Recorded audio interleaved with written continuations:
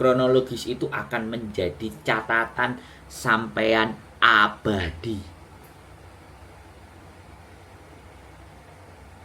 di pemerintahan Hong Kong, di administrasi Hong Kong. Itu menjadi catatan abadi, kronologinya sampean ceritakan.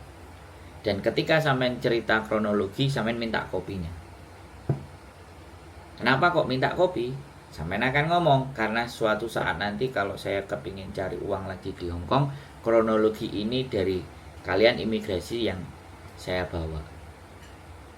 Saya masih butuh uang, saya mau masih cari uang, saya butuh ngidupi keluarga saya. Bilang begitu. Wis. Solusinya clear dari sarana Mbak. Tinggal sampean mau pilih yang mana.